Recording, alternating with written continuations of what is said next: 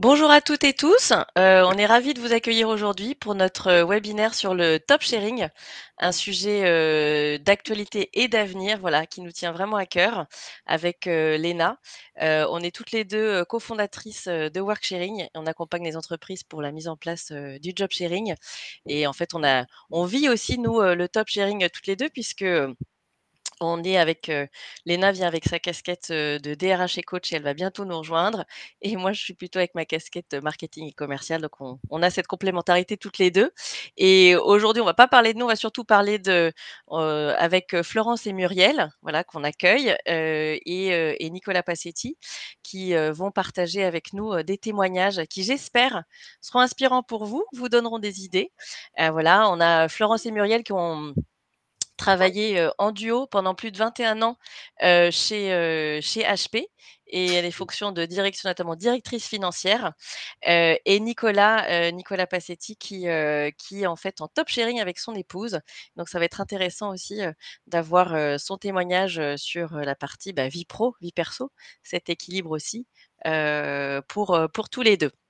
Alors, je crois que Léna est en salle d'attente, j'ai bien compris, on va bientôt, elle va bientôt, je pense, nous rejoindre.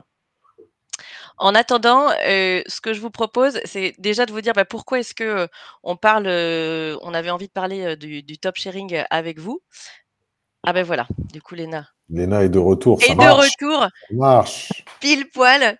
J'étais juste en train de dire qu'on allait, parler du top sharing et du coup, tu peux prendre la relève pour, l'intro. J'ai Super, déjà fait le tour de table et cetera. Voilà. parfait, merci. Désolée pour, problématique technique. Donc, oui, effectivement, ravie de vous rejoindre aujourd'hui pour, cette thématique de top sharing. On va pouvoir effectivement partager les témoignages tels que vous l'a dit Florence.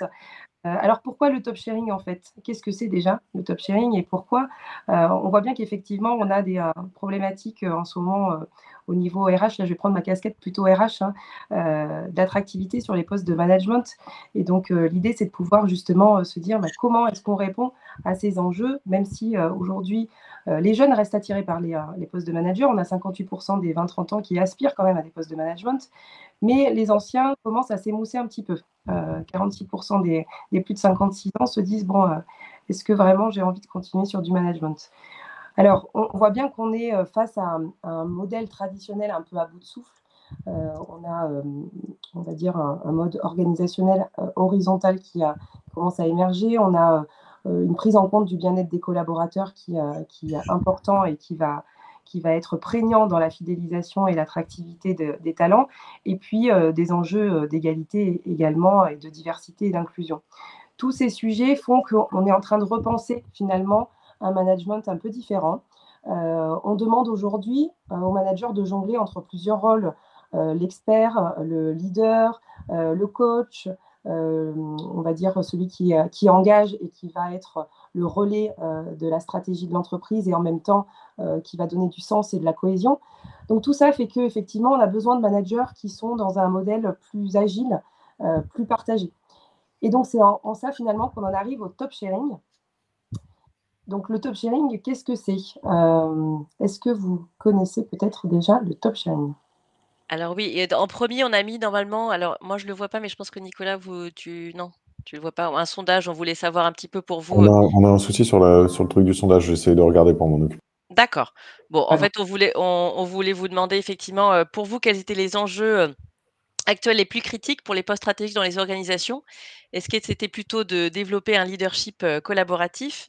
Est-ce que c'était plutôt de prendre des décisions rapidement, efficacement? Ou alors de motiver et engager les équipes? C'est un petit peu nos questions. Ou bien maîtriser l'art du, déléguer sans paniquer? Si vous avez envie de répondre dans les commentaires, allez-y et puis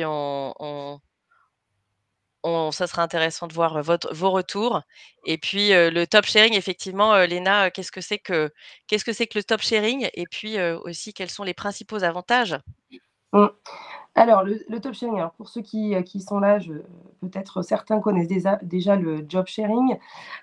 Donc le job sharing, c'est quoi? Pour faire simple, hein, c'est coexercer une fonction à 2 en co-responsabilité et en remplacement mutuel. Donc soit en temps plein, soit en temps partiel. On va dire la plupart du temps, ce sont 2 personnes à 60 qui vont travailler, je donne un exemple, du lundi au mercredi, la première la deuxième du mercredi au vendredi. Donc, l'idée, en fait, c'est de pouvoir justement être dans une continuité d'activité, de pouvoir répondre à des enjeux de polyvalence, de complémentarité des compétences, et puis aussi de répondre à des besoins des collaborateurs qui, dans des périodes de vie ou dans des moments clés de vie, vont avoir besoin de temps, par exemple, pour avoir une autre activité, pour aider un proche, pour aider, enfin, accompagner ses enfants, ou bien même, on va dire, aménager sa fin de carrière. Donc, tous ces éléments-là font qu'effectivement, on est sur un partage de postes et plus de performance, un meilleur équilibre de vie finalement pour les collaborateurs et donc plus d'engagement. Et pour des postes de management, donc le top sharing, finalement, la différence, c'est associer du job sharing, donc du partage de postes, à des postes de manager, voire de top management. Et donc là, l'impact en fait du top sharing est assez fort parce que on va pouvoir partager les décisions, on va pouvoir être impactant dans la créativité, dans la proposition finalement de solutions diverses et variées, avoir un périmètre plus large, et puis de pouvoir aussi baisser cette charge mentale que l'on peut avoir en tant que manager avec tout ce que ça demande derrière comme implication, comme responsabilité et comme diversité, et toujours dans une dynamique d'être toujours dans l'urgence, parce qu'on est malgré tout, depuis quelques années, et ça ne cesse de se développer, dans une gestion de l'urgence au quotidien, et de devoir être toujours plus réactif les jours passants. Et alors, Léna, par rapport aux enjeux, en quoi en fait, comment le top sharing répond-il aux enjeux du top management et des entreprises? En fait, le top sharing va répondre à 3 défis finalement. On a de la complexité sur les postes stratégiques. On a de plus en plus des entreprises qui vont rechercher notamment le mouton à 5 pattes, avec des responsabilités fortes, avec des enjeux économiques et financiers forts. Et donc, ce mode de travail va répondre à ça, c'est-à-dire que je parlais tout à l'heure de moins de pression et de charge mentale diminuée.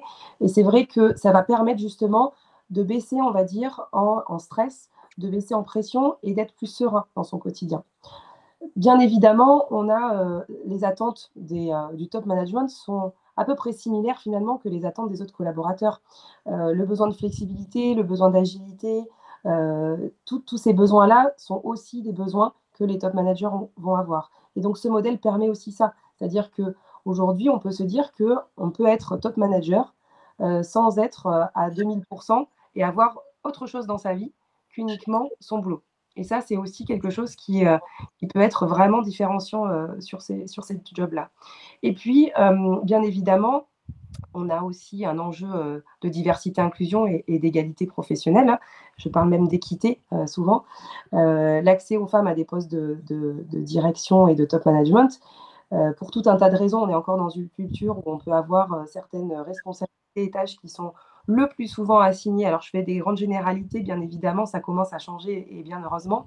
Mais on peut avoir effectivement une possibilité d'atteindre ce type de job en ayant du temps, et ça change aussi l'accès finalement, ça va casser les plafonds de verre de certaines personnes, que ce soit des femmes ou autres d'ailleurs, peu importe, mais de pouvoir accéder à des profils plus divers et plus ouverts. C'est vrai que là-dessus, juste pour rebondir, on a eu le témoignage, d'une personne et puis après ça va être intéressant aussi de vous écouter Florence et Muriel et Nicolas, mais une personne, qui nous a dit que justement elle avait le job sharing, le top sharing lui avait permis, d'accéder, d'avoir le courage, on va dire, et d'accéder à un poste, de prendre un poste de direction, parce qu'elle se sentait du coup plus sereine, à 2, et ça a été vraiment on va dire un tremplin pour sa carrière, donc c'est aussi intéressant d'avoir ce point de vue-là. Et alors à ton avis Léna, comment le top sharing en fait, peut-il ou va-t-il transformer, le management? En fait, on fait évoluer les mentalités, c'est sûr. Alors, Florence et Muriel vont pouvoir nous expliquer aussi un peu plus, parce qu'elles l'ont pratiqué finalement il y a quelques années aussi, hein, donc c'est pas si nouveau que ça. Mais on repense effectivement le mode de management et l'organisation. On est sur finalement des gouvernances un peu plus horizontales, un peu plus matricielles même. Le rôle du dirigeant va changer aussi, hein, c'est-à-dire qu'on n'est plus sur une seule vision unique, mais sur une vision partagée. Donc la dimension finalement collective et partagée va prégner. Et puis, on est aussi sur la performance développée, décuplée, parce que deux cerveaux, bah, c'est plus fort qu'un seul cerveau. Donc forcément, ça va apporter plus de créativité, plus de performance et plus un ROI positif pour l'organisation. D'accord. Donc si je comprends bien, le top sharing, on va dire que, bah, c'est une déclinaison du job sharing, donc des postes de direction, donc 2 leaders qui se partagent un même poste en co-leadership, hein, et co-responsabilité et qui permettent effectivement d'être encore plus efficaces sur les décisions, stratégiques et ça favorise aussi, voilà, ça renforce l'expertise, de chacun, et puis aussi, comme tu le disais, plus de flexibilité, plus d'innovation. Et pour un management qui va être aussi, plus performant et plus humain, voilà, qui va encourager la collaboration, et un meilleur équilibre de vie, pour tout le monde. Donc, maintenant qu'on a vu un petit peu, on va dire cette intro, et voilà, pour que vous puissiez bien comprendre de quoi on va parler, ce qui va être, particulièrement intéressant aussi, ça va être, d'écouter Florence et Muriel et puis Nicolas. Voilà, pour avoir vos témoignages, avoir, aussi des exemples, concrets, du vécu. Nous, avec Léna, on le vit au quotidien, mais c'est vrai que c'est bien d'avoir, voilà, votre regard et puis, bah, Léna, je te propose de démarrer par, notre première question. Alors, Florence et Muriel, alors Floriel, hein, c'est ça? Vous allez nous en dire. Ouais. Est-ce que vous pouvez nous raconter un petit peu, bah, comment vous avez découvert le job sharing et puis finalement, est-ce que enfin voilà, comment ça s'est passé en fait votre histoire? Eh bien, en fait, nous étions dans la même société, HP, et nous étions toutes les deux managers financiers, et on avait un boss en commun. Notre chef était anglo-saxonne, et c'était une grande chance parce que, en fait, dans le monde anglo-saxon, il y avait déjà des expériences de job share. Donc, en particulier chez HP, on avait plusieurs exemples de gens qui étaient carrément vice-présidents, donc vraiment du top management qu'il avait déjà fait. Et nous, on avait envie de travailler un petit peu autrement pour justement équilibrer notre vie. Et notre boss, cette boss anglaise, avait envie d'expérimenter à Grenoble, c'était la première fois à Grenoble, cette méthode de management, et elle nous a aidés à bâtir le projet. Et donc, c'est comme ça qu'on en a pris connaissance et qu'on a eu le support, la bénédiction de notre boss, et qu'on a pu démarrer ce projet. Mmh. Ça a été un vrai plus effectivement. Ouais, tout à fait. OK, et du coup, si vous pouviez nous expliquer un petit peu vos principales responsabilités, comment vous avez organisé un petit peu, bah, votre quotidien? Alors, en termes de responsabilité, donc moi c'est Florence, hein, on ne s'est pas présenté, Ah oui. pardon. C'est Muriel qui vient de parler et moi c'est Florence.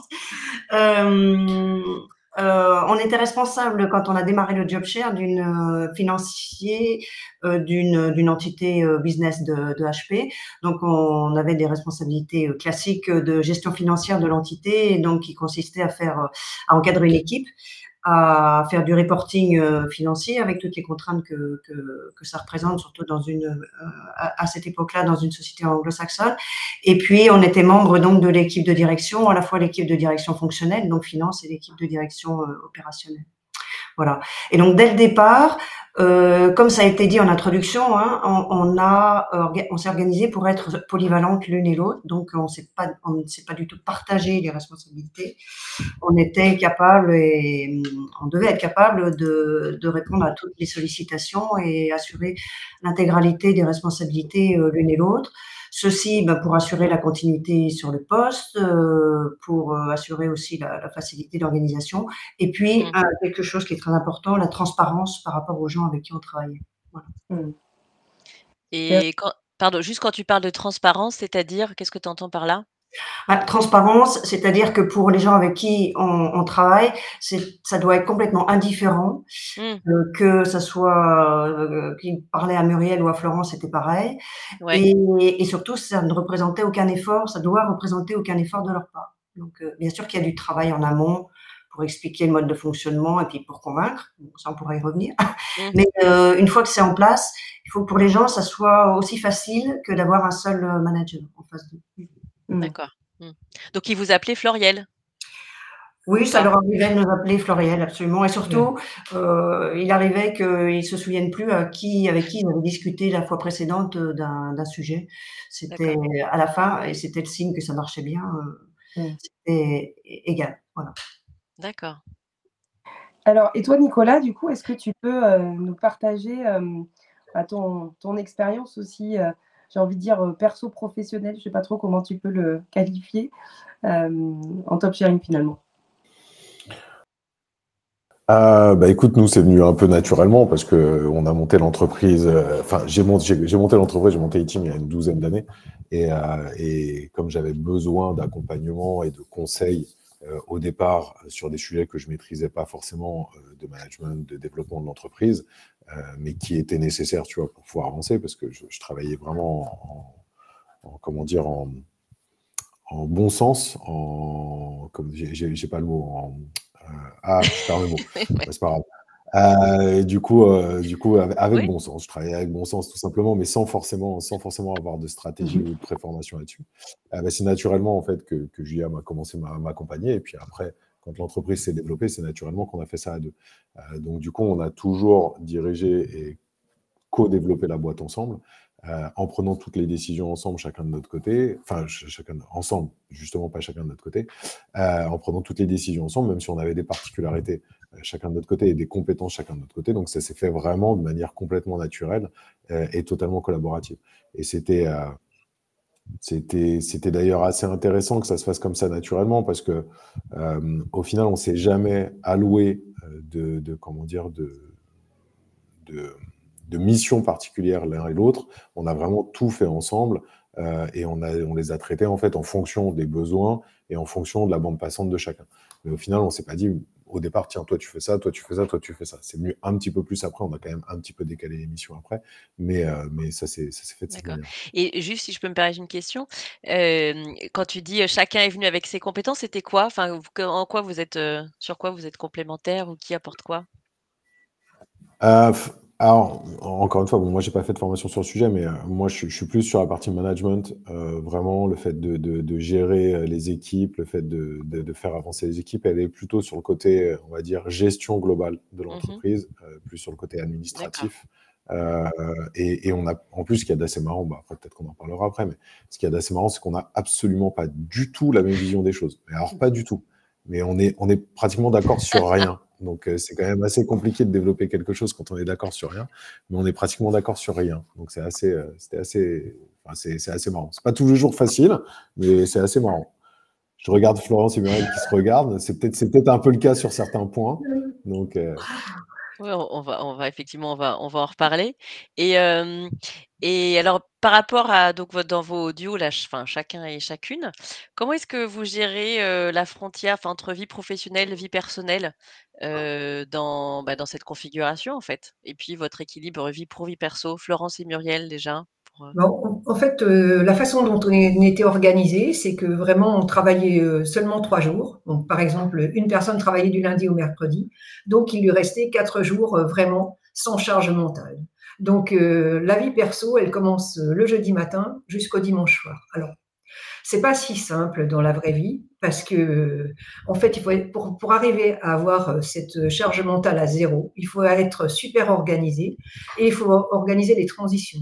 C'est-à-dire que quand vous partez le mercredi soir, il faut que la transition elle soit parfaite. Et le lundi matin, pas possible d'arriver à 9 heures les pieds sur le bureau. Il faut que le dimanche la vie, la charge mentale, elle reprend le dimanche soir. Parce que là, il faut arriver à fond le lundi matin pour que mmh, tout le monde soit propre. Voilà, mais en fait, c'était l'objectif qu'on s'était donné, d'avoir 4 jours de charge mentale à zéro mmh. chaque semaine, ce qui est beaucoup en fait. Oui, Ouais, oui, c'est ouais. c'était l'objectif. Au fur et à mesure du temps, on y est bien arrivé. On arrive à faire des transitions assez propres. Ça veut dire qu'on est complètement polyvalent sur l'ensemble des sujets pendant 3 jours pour ne pas déranger l'autre. Bon, après, ça, c'est l'objectif. La réalité, si on arrive à faire 90%, c'est bien. Voilà. Ah oui, d'accord, oui. Oui, ça résonne pas mal parce que comme, c'est vrai qu'on en a pas parlé, mais avec Léna aussi on l'a vécu aussi le job sharing au-delà de ce qu'on fait aujourd'hui. Et moi, effectivement, quand je l'ai vécu, pareil, j'étais en Allemagne, chez Nivea, donc je travaillais du lundi au mercredi et mon job partner, lui, travaillait du mercredi au vendredi et tout ça résonne tout à fait, ce que tu dis, Muriel, sur le côté, bah, jeudi, oui, jeudi, je switch, je suis plus au bureau, c'est Thomas qui gère et quand je reviens lundi, ouais, je suis boostée, et voilà et la répartition se fait aussi, naturellement, ouais, l'équilibre. Et en fait aussi, dans les jobs de top sharing, parce que la vie, elle n'est pas seulement du lundi matin au vendredi soir. Mmh. Dans le job de directeur Oui, financier, de plus en plus, la pression montait. On nous demandait des choses le week-end, les vacances, etc. Donc, c'était bien parce qu'on savait quel week-end, enfin, le week-end, s'il y avait des urgences, qui était de garde, en fait. Et les vacances, on était vraiment en vacances. Donc, c'est encore plus important dans les jobs de top sharing où la vie, elle s'arrête pas le vendredi à 17h. mmh. D'accord, oui. Oui, effectivement, vous avez été, ça oui, ça c'est vrai que c'est un vrai plus et une vraie différence. Effectivement, ouais. Et alors, Nicolas, si je peux te poser aussi la question? Je suis tout à fait avec vous.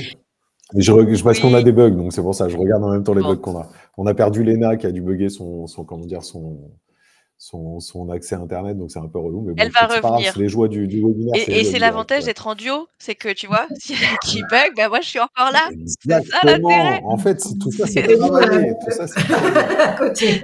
Oui, vous êtes à cô et alors toi Nicolas, avec, ton épouse, bah, comment vous faites pour gérer cette frontière, vie pro, vie perso? Parce que là, vous êtes encore plus, enfin, c'est pas mélangés, mais je veux dire, Ben, on la gère comment? On va pas. dire On la gère pas, on n'a pas de frontière. C'est impossible d'avoir une frontière. C'est juste impossible, quoi. C'est même pas la peine d'y penser. Non, non, c'est complètement impossible. Il n'y a pas vraiment de frontière. C'est là où ça se mêle un ouais, petit peu. Après, on a la chance d'avoir une petite fille qui fait qu'on a quand même d'autres sujets de conversation et d'autres choses à gérer et d'autres choses à s'occuper. Ce qui fait que, bah, bien évidemment, quand on est avec elle ou quand on fait d'autres choses, ça nous permet d'avoir cette mmh, coupure. Je sais pas, là, pour le coup, je ne l'ai pas vécu, donc je ne peux pas vous dire si ça serait le cas si on ne mmh. l'avait pas. Mais le fait qu'on l'ait, en fait, ça crée cette coupure après le boulot, qui fait qu'on n'y revient pas forcément. Alors après, bien évidemment, ça peut revenir de manière Mmh, régulière, mais comment dire, mais de facto, on a quand même cette zone de coupure. Mais sinon, non, effectivement, chez nous, c'est un peu mmh. compliqué. On n'a pas vraiment comment dire, enfin, de distinction entre les deux parce que sincèrement, on se voit tout D'accord, le ouais temps. et ça veut dire qu'en vacances aussi, week-end, enfin, c'est, ça se passe comment Ah vous bah, comment vous gérez alors, ça? alors, en week-end, oui, ça Mmh, peut arriver. Par contre, quand on est en vacances, non. Parce qu'en vacances, en plus, on a l'art de la déconnexion. Enfin, moi, j'ai l'art de la déconnexion quand je suis en d'accord. vacances. Donc, je prends 2 fois vraiment des bonnes vacances dans l'année, c'est-à-dire, souvent, en fait, surtout, l'été, le mois d'août. J'enlève tout ce qui correspond au boulot. Donc non, là, pour le coup, on parle pas du tout travail Mmh, pendant un mois. Ça, c'est autre chose, mais c'est plus le côté déconnexion que le côté essayer de mettre une mmh limite entre les deux. et par rapport à ce que disaient Florence et Muriel sur, bah, parfois elles disaient bon, bah, le soir ou le week-end, enfin, il y a des questions, qui peuvent être posées, enfin, quand on est à des postes de direction et pour vous, voilà, comment ça se passe, cette gestion, Mais après, aujourd'hui, on est dans une phase aussi de Mmh, développement, donc on bosse beaucoup, donc forcément, ça nous arrive de bosser aussi le soir et de bosser aussi le week-end. Ça, c'est une réalité. Mais après, c'est aussi ce qui est. Alors, c'est chiant parce qu'on est quand même constamment sur le sujet tous les deux, mais ce qui est aussi cool, c'est qu'on est justement sur le sujet mmh, tous les deux. Donc, ça nous permet aussi d'avoir une compréhension mutuelle de ce qui se fait, ce qui serait pas forcément le cas si on mmh, n'était pas ensemble. Si on n'était pas ensemble, là, pour le coup, ça aurait pu être compliqué. Ça, c'est les joies du fait comment dire, de travailler avec mmh. son épouse, même si c'est pas toujours facile parce que de temps en temps ça rejaillit. Alors après, bon, après c'est plus le côté perso, mais nous on a de la chance, c'est qu'on même quand on n'est pas d'accord, on n'est pas rancunier, on se fait pas la tête. Ça pour le coup, ça pourrait être problématique sinon, parce que des fois on n'est vraiment pas d'accord sur les sujets, donc ça pourrait rejaillir sur le perso. Mais chez nous Bah, c'est pas le cas. justement, je voulais parler, de ces situations de prise de décision et de désaccord. Bah, tu veux continuer dessus, Nicolas, pour dire, voilà, quand vous êtes pas d'accord, enfin, comment vous prenez les décisions? Parce que tout à l'heure, tu as dit: «Bah, on n'a jamais les mêmes points de vue, on est on n'a pas du tout la même Mm. vision». Bah, du coup, comment ça se passe, cette prise de décision et comment vous gérez les Euh, désaccords? Bah, après, bon, de toute façon, on exprime de toute façon toujours nos prises enfin nos points de vue. On l'exprime de manière assez importante et comment dire, assez forte. Mais je, je- Je ne sais pas exactement, enfin, encore une fois, on n'a pas de cadre particulier pour se dire on prend cette décision-là ou cette décision-là. On essaye vraiment, une fois qu'on a vraiment développé nos points de vue, on essaye vraiment d'essayer de prendre de la hauteur chacun sur le sujet et d'essayer de trouver au maximum un consensus pour pouvoir essayer de comprendre les deux aspects et d'arriver bah ouais, sur quelque chose qui soit consensuel en fait, entre les deux. Si vraiment il y a des décisions à prendre, bah, in fine, bon, ça peut paraître très bête, mais comme c'est quand même moi qui ai monté le truc et qui est la décision finale, on va dire entre guillemets, c'est moi qui prendrai la décision finale parce que c'est ça. Mais je pense pas que ça se soit déjà fait de cette manière-là. Ça a peut-être dû se faire sur un ou deux sur lesquels on n'était vraiment pas d'accord et sur lesquels, bon, bah, voilà, il y a un moment donné, il fallait trancher. Bon, bah, on a tranché. La majeure partie du temps, c'est on continue de discuter ou d'avancer tant qu'on n'a pas trouvé un accord. Je pense que c'est la meilleure chose parce que si on a des points de vue qui sont assez marqués et assez opposés, et comment dire, et que c'est sur le même sujet et que c'est nous deux qui développons la boîte, si jamais on prend l'un ou l'autre, forcément, il y aura une problématique qui va se poser à un moment donné.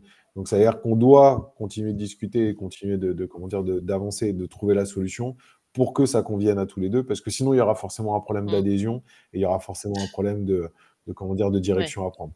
Donc, ça continue je pense que encore une fois, depuis toutes ces années, il y a peut-être une ou deux fois où vraiment on a dû prendre une décision tranchée parce qu'on n'était vraiment pas d'accord et qu'on n'arrivait pas à se mettre d'accord.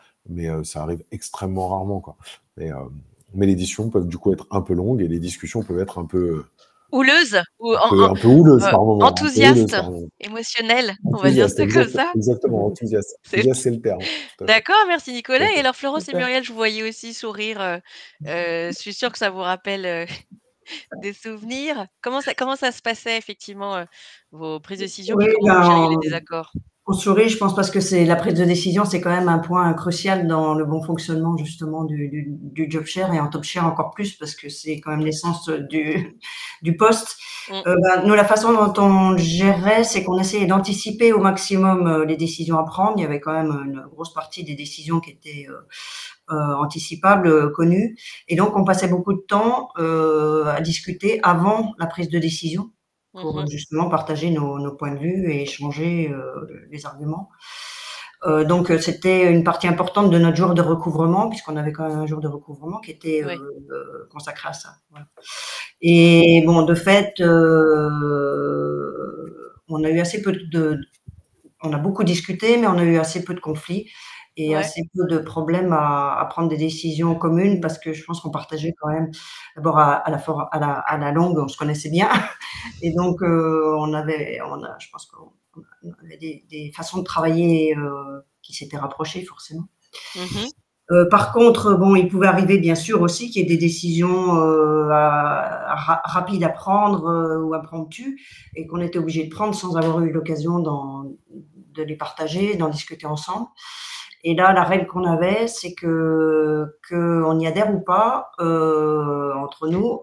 Pour l'extérieur, on supportait 100%, dans 100% des cas, la décision qui avait été prise, justement, pour ne pas remettre en cause le job share et le fait que c'était deux têtes mais une seule voix, voilà. Ah oui. Et c'était vraiment important parce que il a pu quand même arriver, bon au début, hein, surtout quand les gens ne connaissaient pas, qu'ils essayent de jouer du job share, c'est-à-dire de mettre un coin entre nous deux et donc pour des tas de raisons. Mais donc il fallait être 100% solidaire et c'est ce qu'on a réussi à tenir, je pense. D'accord, oui. Donc ils n'ont pas réussi à vous piéger. Non, Jamais. Qu'est-ce qu'il y a, Muriel? Jamais. Jamais piégé. Non, mais c'est une force, c'est vrai que c'est une force et c'est vrai que c'est intéressant aussi dans ce que tu dis Florence, que s'il y en a une qui prenait une décision, même si l'autre au final était peut-être pas forcément complètement d'accord parce que vous aviez pas eu le temps de vous aligner avant, le soutien il est important et je trouve que bon, de mon point de vue aussi, en tant que même quand on est manager ou top manager, c'est aussi, je trouve, ce qu'on doit faire aussi, c'est un modèle pour son équipe. C'est-à-dire que moi, dans mes convictions, ça a toujours été OK. Bah, même s'il y a quelqu'un dans mon équipe qui fait une erreur, bah, je vais pas devant les autres, on est soudés et OK. on assume et on est solidaire. Et je pense que ça, c'est aussi un rôle modèle, enfin, que vous avez dû avoir aussi pour vos équipes. Et peut-être qu'on peut transitionner vers les points sur l'équipe, Léna, si ça Oui, marche, ta et du connexion. coup, effectivement, ouais, je ne sais pas si vous m'entendez, c'est bon, ouais, C'est bon, ça c'est bon, marche. ouais. Du coup, effectivement, l'idée, on peut avoir ce risque, souvent quand on évoque le job sharing, et notamment sur les postes de management, on a cette question, mais ok, mais du coup, si on a des collaborateurs qui viennent et qui font un peu papa-maman, quoi, et qui veulent essayer de négocier, qui veulent essayer d'avoir d'un côté, de l'autre, et d'avoir ce clivage, finalement. Comment est-ce que vous avez réussi, peut-être Nicolas, je vais te laisser la parole et on reviendra sur Florence et Muriel. Comment est-ce que vous réussissez avec vos équipes à être finalement d'accord en parfaite dans vos à travers vos équipes et puis vos partenaires, on va dire. Alors, c'est plus simple auprès des partenaires et des prestataires parce qu'ils ne nous voient pas au quotidien. Donc, ça, forcément, c'est beaucoup plus simple parce qu'effectivement, comme on dit Florence et Muriel, l'objectif, c'est de façade d'être de toute façon d'accord. Même si on n'est pas forcément d'accord ou même si on a dû faire un consensus, il faut de toute façon être là. Ça, c'est une obligation. Maintenant, quand on a des collabs qui nous vivent au quotidien, ils savent qu'on a des points de vue qui sont différents, ils sentent les choses, surtout quand on est comme nous dans une petite entreprise, tu vois, nous, on est une quinzaine de personnes, ils savent ce qu'il en est. Donc forcément, ils savent qu'il y a des dissensions et qu'on n'est pas d'accord sur tel ou tel point. Maintenant, ça ne doit pas transparaître et surtout, on doit toujours avoir la même ligne de conduite sur le sujet. Donc, on ne se contredit pas, on a la même ligne de conduite, on ne se contredit pas. On essaye de ne pas se contredire parce que de temps en temps, il y a des trucs qui peuvent fourcher, malheureusement. Mais on essaye au maximum de ne pas se contredire. Et surtout, on a la même ligne de conduite. Mais in fine, ils nous connaissent, ils connaissent nos états d'esprit, ils savent qui on est, parce qu'ils nous voient depuis longtemps et comme toujours. Donc, on ne peut pas renfrogner tout ça. Mais après, le fait de montrer qu'on a la même direction et que quoi qu'il se passe, on avance ensemble pour le bien-être et aussi le développement de l'entreprise, ça montre aussi quelque part que, ok, on tire ensemble, on va dans le même sens, et puis surtout, on fait tout pour que ça avance correctement. Donc, c'est aussi un point plutôt positif, le fait de savoir que on n'est pas forcément toujours aligné et que c'est des points de vue qu'on a confrontés. Et que ce n'est pas quelque chose qu'on a construit comme ça de manière totalitaire, mais que c'est plutôt quelque chose qu'on a construit en réfléchissant. Donc, si on l'a fait et si on l'a mis en place comme ça, c'est parce qu'on a pensé que c'était la meilleure des solutions, malgré le fait qu'il y ait deux points de vue qui soient complètement différents. Donc, in fine, ils ont, entre guillemets, un seul discours, et c'est, je pense, pas une mauvaise chose qu'ils sachent qu'on n'a pas la même idée au départ. Ah oui. Effectivement. Ok, merci. Et du coup, Floriane, alors comment vous avez... Est-ce que vous avez déjà été confronté peut-être à une situation où justement vous avez été un peu éprouvé sur ce sujet-là et vous avez dû oui, bien sûr. Lors des on a travaillé 21 ans ensemble avec des équipes internationales, donc des grosses équipes et dans plusieurs pays, donc forcément on a eu des petits soucis. Comme disait Nicolas, donc notre règle d'or, c'était vraiment la cohérence et la solidarité. Et comme on avait à gérer des grosses équipes dans un environnement international, on avait aussi notre règle d'or, c'était l'organisation et la documentation. Donc, en fait, on avait des débriefs extrêmement détaillés, enfin, pas extrêmement détaillés, mais des débriefs avec les décisions importantes sur chacune des personnes ou des équipes qu'on a managées.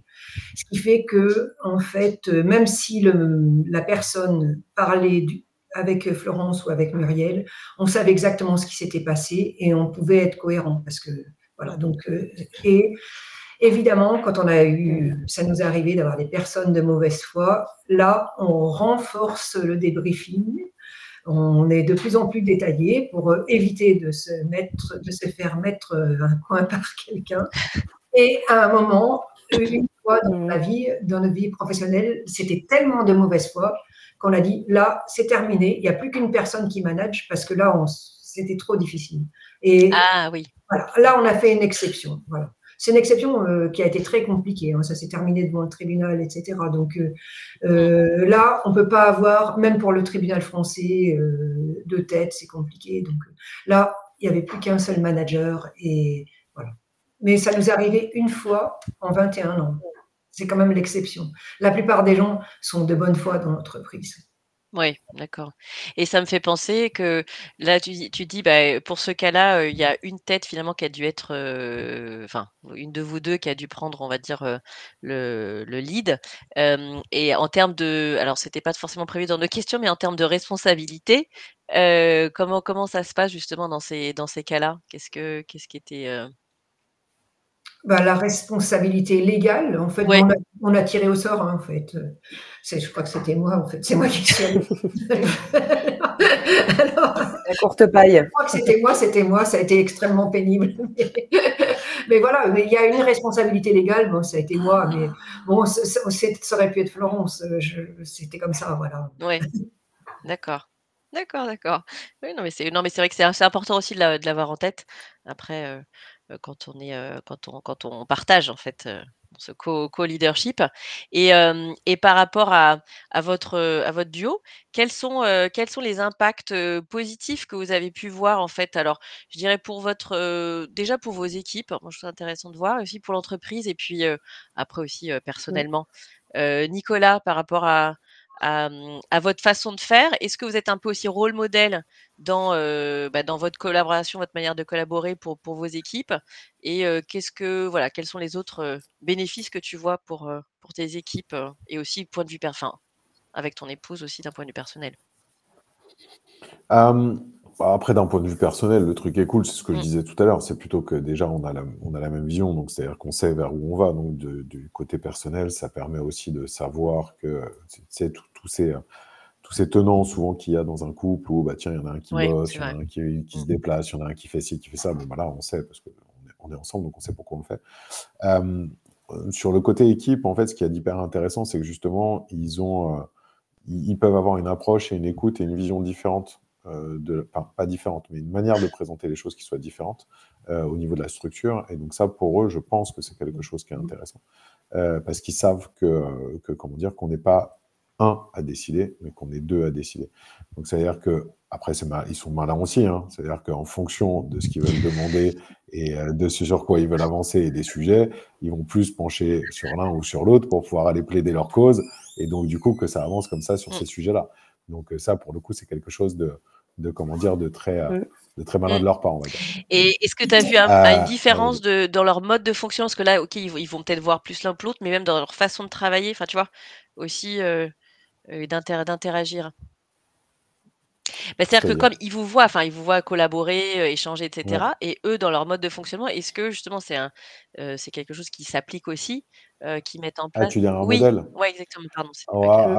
après, je sais pas si on fait office de modèle à ce niveau-là, parce que c'est plutôt après dans ce qu'on impulse en tant que tel. C'est pas notre vision, c'est pas le fait de nous voir qui va Mmh, changer les choses, c'est plutôt notre vision.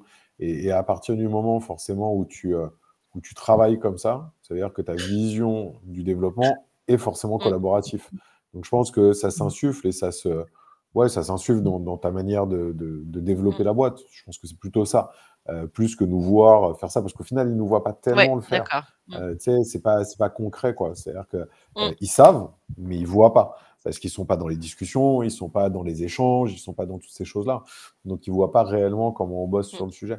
Mais par contre, encore une fois, c'est ce que je dis. Comme on le fait de nous-mêmes et comme on le fait par rapport au développement de la boîte, c'est que c'est forcément ancré très profondément dans notre ADN et dans notre culture. Et donc, forcément, ça rejaillit et ça se ressent dans le développement de la boîte mmh, en tant que telle. d'accord. Et pour vous, Florence et Muriel, qu'est-ce que vous avez constaté comme, impact bah, positif, voilà, sur vos équipes, pour l'entreprise et puis aussi, personnellement?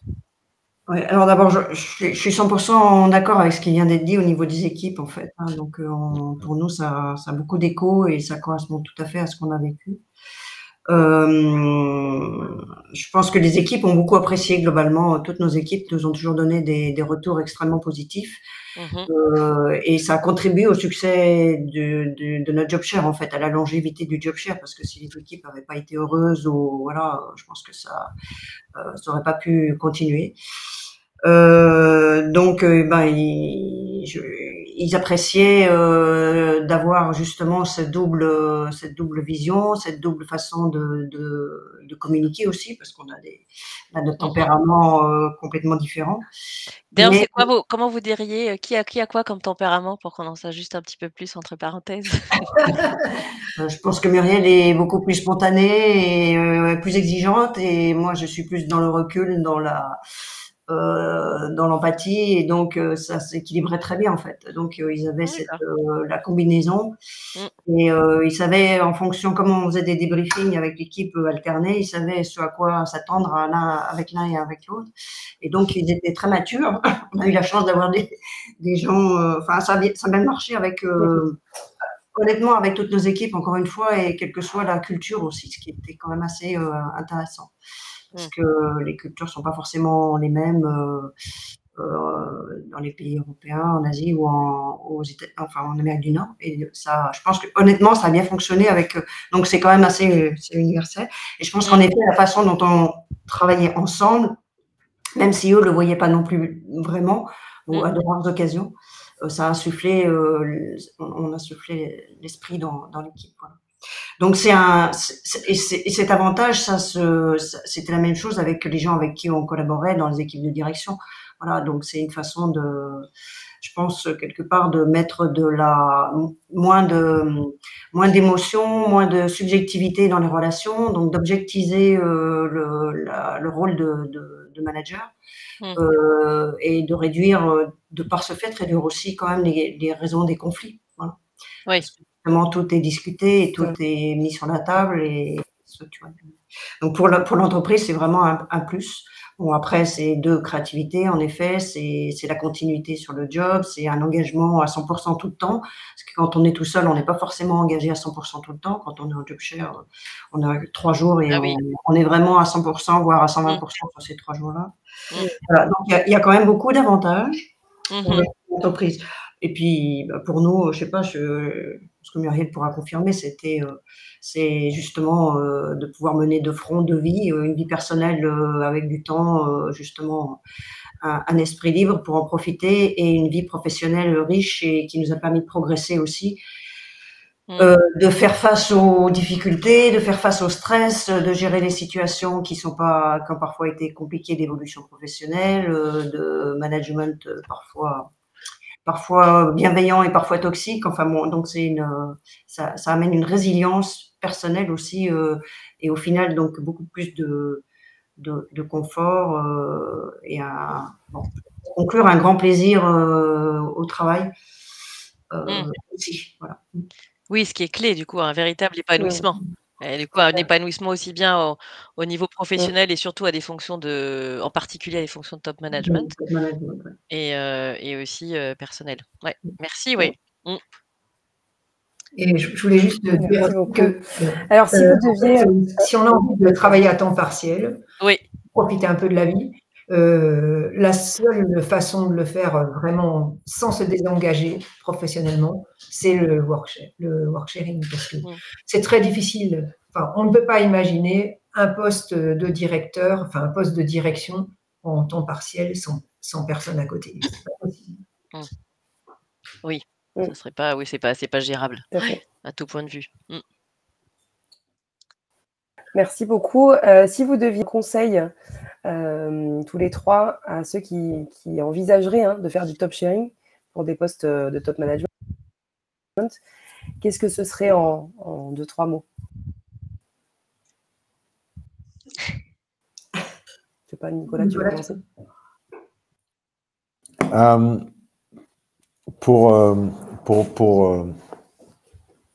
Pour se lancer, pour comment dire, les étapes à franchir, pour se lancer ou les conseils pour les personnes qui viennent.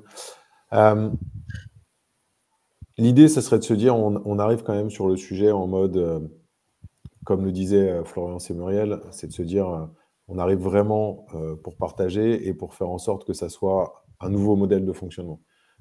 Ça déjà, c'est le premier point. Et le fait de se dire que, comme elles l'ont dit aussi, que de toute façon, faire tout seul aujourd'hui, je pense que c'est absolument impossible, et ça ne serait pas juste, et ça ne serait pas bon, et ça ne serait pas intéressant pour l'entreprise. Donc, je pense qu'il faut se dire aujourd'hui, le fait sur des postes de management ou de direction d'avoir cette double casquette est ultra bénéfique, non seulement pour les personnes qu'on manage, mais aussi pour soi-même, parce que ça nous permet de progresser, ça nous permet d'apprendre sur soi, ça nous permet de prendre du recul, ça nous permet de savoir si, comment dire, si au final on a besoin de s'améliorer sur tel ou tel sujet. Ça nous remet un petit peu aussi en face de nos responsabilités et de nous dire, bon, ben voilà, est-ce que finalement j'ai bien fait les choses? Est-ce que je les ai tous accompagnés correctement? Est-ce que j'étais à la hauteur de mon job? Est-ce que j'ai été ci ou ça? Mais de ne pas le faire tout seul. Parce que quand on le fait tout seul, on ne se pose pas forcément les bonnes questions et surtout, on n'a pas souvent les bonnes réponses. Il y a quand même une recrudescence depuis pas mal d'années de consultants ou d'accompagnateurs qui sont là pour accompagner les top management, les directeurs, les CEO et tout ça. Je ne dis pas qu'ils ne sont pas utiles, hein, loin de là, ils sont très utiles. Mais si jamais on le fait à deux, on le fait forcément beaucoup mieux parce qu'on sait, on se connaît, on apprend à se connaître et puis surtout, on connaît le métier en profondeur. Les gens qui viennent de l'extérieur peuvent avoir un certain recul, mais les gens qui viennent de l'extérieur ne connaissent pas vraiment le métier en profondeur. Et je pense que le fait de co-diriger, non seulement ça permet d'avoir tous ces aspects-là, mais en plus, ça permet d'apprendre l'un de l'autre continuellement, et donc du coup de s'améliorer dans la vision et dans le recul qu'on peut prendre sur le sujet et sur l'autre. Je pense par contre qu'à mon avis, ça a une limite, c'est-à-dire que ça a une limite dans le temps d'avoir une connexion comme ça, parce qu'au bout d'un moment, on revient au système initial qui est que on se connaît tellement qu'on va peut-être pas forcément se poser les bonnes questions au bon moment ou qu'on va partir sur certains préjugés de l'autre parce que ça fait très longtemps qu'on est ensemble. Je parle de ça, c'est une bonne chose comme une mauvaise chose, mais je pense que de fait, on aurait besoin d'avoir un recul particulier après. Ça ne veut pas dire que tu vas changer de femme quand même, Nicolas. Non, je l'ai demandé en mariage il y a 3 mois, donc clairement, alors que ça fait 13 ans qu'on est ensemble, tu vois, donc non, je ne pourrais pas te changer. Non, mais voilà, je pense qu'avoir du recul, c'est bien. Après, la première étape, c'est de se dire, c'est de faire la bascule mentale, de se dire, j'ai besoin pour m'améliorer, pour grandir, d'avoir quelqu'un avec moi qui m'accompagne au quotidien. C'est une bascule mentale à faire qui n'est pas forcément facile, surtout quand on est top manager ou chef d'entreprise ou autre, parce qu'on a tendance à se dire, du coup, ça veut dire que je vais devoir partager les décisions, ça veut dire que je vais devoir plus discuter, ça veut dire que ça va prendre plus de temps sur tel sujet. Donc oui, effectivement, ça peut faire peur, entre guillemets, au départ, ou ça peut être limitant au départ, mais in fine, c'est pas le cas, c'est-à-dire que ça n'est que du positif. C'est juste une bascule mentale à faire et de dire, écoute, demain, je serai pas seul à décider. Ouais, mais en même temps, quand on est seul à décider, généralement, on fait des erreurs. Il y a forcément des erreurs qui arriveront parce qu'on n'aura forcément pas le recul nécessaire. Donc, je pense que c'est intéressant à ce niveau-là, mais cette bascule mentale est nécessaire. Super, merci. Alors, Florielle, qu'est-ce que vous donneriez comme conseil? Un conseil, c'est il faut foncer, il faut y aller, bien sûr, parce que c'est extraordinaire et il faut y croire. Mais par contre, il faut bien se préparer et il faut bien choisir la personne avec qui on veut top chérer parce que tout le monde n'est pas prêt ou n'a pas envie ou de le faire. Et donc, il faut que l'autre soit dans le même état d'esprit. Comme le disait Nicolas, soit prêt à partager les décisions, mais aussi partager le reward, enfin, comment on dit en français, mais les succès, voilà, les succès et la réussite, voilà, et les échecs, voilà. Donc c'est quand même un mode de fonctionnement très particulier, mais qui a une kyrielle d'avantages à la fois professionnels, personnels pour l'entreprise, pour les équipes. Mais il faut s'y préparer, il faut connaître, faut être accepté de partager beaucoup de choses avec l'autre personne, pas seulement au niveau tactique et quotidien, mais je pense sur le long terme, sur les objectifs, sur la façon aussi de gérer les équipes. Donc un certain nombre je pense que c'est même au niveau de des valeurs que ça se passe.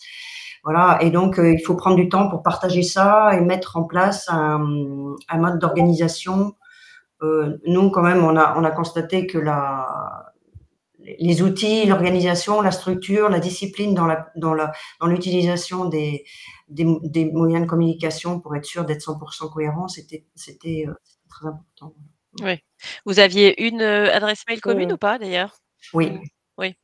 On avait un bureau commun, une adresse mail commune, un numéro de téléphone commun, un archivage commun, et une évaluation commune. Ah oui, aussi. Et une augmentation Et une commune. augmentation commune. Et des primes communes. Après, c'était... Tout partagé. Ouais. D'accord, oui. D'accord. Merci, oui. Super. Merci pour le partage. Du coup, Florence, toi, tu l'as vécu aussi en Allemagne pendant 3 ans. Qu'est-ce que tu peux nous partager comme, à ton avis, c'est quoi les facteurs clés de succès finalement pour réussir un top sharing? Alors c'est vrai qu'on en a entendu pas mal déjà entre Nicolas, Florence et Muriel, mais si on devait, résumer, je pense que le point de départ, c'est d'avoir un soutien fort de la direction. D'ailleurs, vous l'avez dit Florence et Muriel, enfin, ce qui vous a permis, ça a été votre manager, qui était anglaise, c'est ça?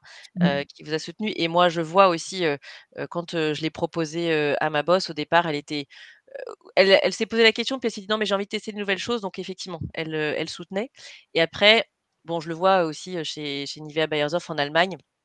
Maintenant, c'est quelque chose qui est beaucoup plus courant et tous les postes, en fait, je le dis souvent, mais maintenant tous les postes sont systématiquement ouverts au job sharing et donc peu importe les niveaux de poste et le manager ou top manager, enfin, doit justifier pourquoi ça serait pas ouvert, en job sharing et pour vous dire aussi, les directrices marketing de Nivea Allemagne, c'est 2 sont 2 femmes. Elles travaillent toutes les 2 à 60 et l'Allemagne, c'est le plus gros pays pour Nivea donc voilà, elles reportent, à quelqu'un du board donc c'est voilà, c'est quelque chose, qui est maintenant monnaie courante. Donc il y a ce soutien effectivement de la direction qui est important.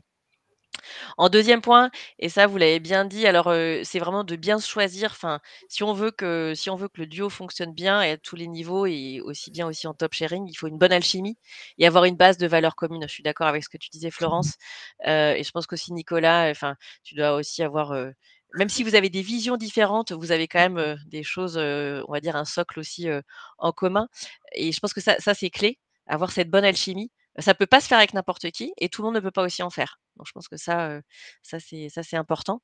Un troisième point, c'est aussi d'être clair sur, le rôle de chacun. On se partage les projets, mais d'être clair sur aussi enfin, les objectifs, qu'on ait les mêmes objectifs et qu'on se dise: «Bah, OK, on va dans la même direction», quitte à discuter et ce qui vient avec mon quatrième point qui est la communication.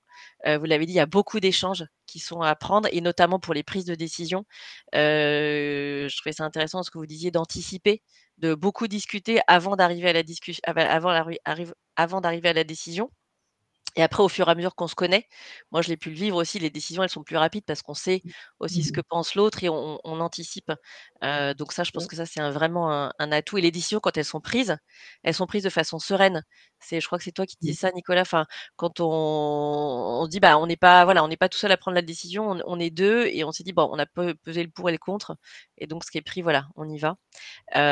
Et puis après, bah, il faut forcément que aussi la structure RH aussi soit ouverte, hein, à accueillir, des top enfin des top sharers. Voilà, c'est, on va dire, une culture à faire évoluer dans l'organisation. Mmh.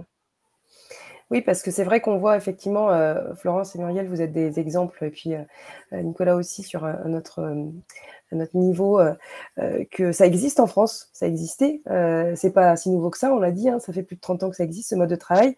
Mais finalement, on voit quand même que quand on en parle en France, c'est pas si connu. Quels sont, d'après toi, Florence, les freins culturels, ou organisationnels Mmh. d'ailleurs, qui font que, bah, on a encore du mal à cranter sur ce mode de travail? Bah, je dirais notamment pour les postes de top sharing, on a plutôt en tête, voilà, c'est pyramidal et puis il faut qu'il y ait une seule personne et s'il y a 2 personnes, mais ça va être le bazar, elles vont jamais pouvoir se mettre d'accord, ça va être pire que tout, on va aller dans tous les sens. Donc déjà, je pense qu'il y a, je sais pas si on peut appeler ça un biais cognitif ou enfin, Léna, tu es plus forte que moi là-dessus, mais enfin voilà, je pense qu'il y a des idées, Mmh. reçues qu'on a.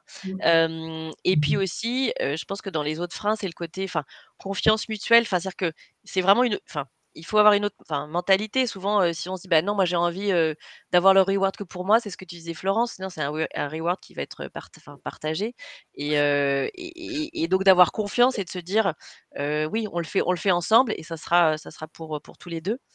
Et puis, parfois aussi, on entend les entreprises qui nous disent, bah, ça va être complexe à organiser, il va falloir, voilà, c'est un ETP en plus à gérer, comment est-ce qu'on va faire, si enfin, s'il y a des ambiguïtés, ça va faire des doublons et cetera. Et puis aussi la question du cadre légal, parce qu'on parlait tout à l'heure de la responsabilité. Et aujourd'hui, il n'y a pas, mis à part, on avait regardé, je crois que c'était pour des gardiens d'immeubles, les couples gardiens d'immeubles, où il y a effectivement on va dire un co-contrat qui existe. Effectivement, en France, c'est pas forcément réglementé dessus, mais ça se fait. Enfin, à l'étranger, ça se fait aussi. Donc pour gérer tout ça, ça va être important de sensibiliser, bien expliquer comment ça fonctionne. C'est pour ça que c'est intéressant d'avoir vos témoignages pour montrer que voilà, ça fonctionne. Merci Florence. Du coup, si on devait, il nous reste encore 4 minutes là sur notre temps. Si vous deviez un slogan ou un mot, enfin une image, peu importe, pour chacun d'entre vous, ce que c'est le top sharing, ce serait quoi? Qu'est-ce que vous diriez? En un mot, une image, c'est dur. Ouais. Ou un slogan ou un... Moi, je dirais épanouissement. Épanouissement, Muriel, ouais. Florence ou Nicolas? Il y a toujours un adage qui dit qu'ensemble, on va plus loin. Donc, voilà, pour moi, c'est ça. Tu vois, c'est vraiment le truc. Si tu veux emmener une entreprise loin ou une équipe loin ou quoi, il faut être ensemble. Et au départ, le ensemble, c'est aussi une double tête qui dirige, quoi. Oui, non, je pense que c'est très pertinent. En fait, on dit toujours tout seul on va plus vite, mais à deux on va plus loin. Et je pense que voilà, c'est tout à fait ça. Super. À deux on va plus loin. Merci. On retiendra ça. Merci beaucoup pour vos partages en tout cas. Merci à toutes et tous du coup d'avoir participé à ce webinaire. N'hésitez pas, si vous souhaitez en savoir plus, à nous contacter, à contacter aussi Nicolas ou Floriel, avec plaisir pour pouvoir échanger. Et puis, on espère que vous repartirez avec une nouvelle vision du top sharing et que ça vous donnera envie d'aller tester aussi sur des postes de top management ou de management. Et puis, merci beaucoup. Et puis si... Ouais, pardon, oui, non, oui, pas de souci. Et après, si vous voulez effectivement en savoir plus, vous pouvez effectivement nous contacter. On sera ravis d'échanger avec vous. Et dans les prochains jours, mardi prochain, on va avoir d'autres événements, aussi un webinaire qui sera sur l'interculturel, la reconnexion des générations. Et on va aussi parler un peu du job sharing, qui est un moyen, un dispositif pour bien connecter les générations. On a eu des exemples aussi de duos intergénérationnels. Et on est aussi en train d'écrire un livre blanc sur le job sharing pour la France avec l'ENA, en partenariat avec des écoles et des entreprises. Et donc, si vous êtes intéressé pour prendre part à cette aventure, voilà, avec votre entreprise, ou bien lancer un pilote pour être aussi modèle, avec plaisir, contactez-nous. On sera ravis de vous embarquer dans cette aventure. Voilà. Merci beaucoup. Merci Nicolas, Florence, merci Floriel. Merci beaucoup Nicolas. Et puis à très bientôt. Voilà, avec plaisir pour échanger. Merci. Bonne journée. Au revoir. Au revoir.